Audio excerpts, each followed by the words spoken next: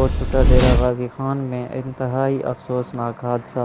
कोटछुटा bypass पर loader और 22 wheeler में तसादम के नतीजे में 3 अफराद मौके पर जान बहक जबकि 3 अफराद जख्मी हुए हैं। रेस्क्यू 1122 और दीगर इमदादी टीमें मौके पर पहुंच गईं। लोडर डाले में जान बहक होने वाले अफराद की लाशें निकालने के लिए रेस्क्यू ऑपरेशन किया जा रहा है। लोडर डाला डीजी खान से राजनपुर जा रहा था। हादसे में जान बहक होने वाले अफराद का ताल्लुक जौनपुर से बताया जा रहा है जबकि जख्मी अफराद का ताल्लुक कैसरानी तौसा से है। The reporter news M Akram Kachhela, Kotchutta, Dera Ghazi Khan.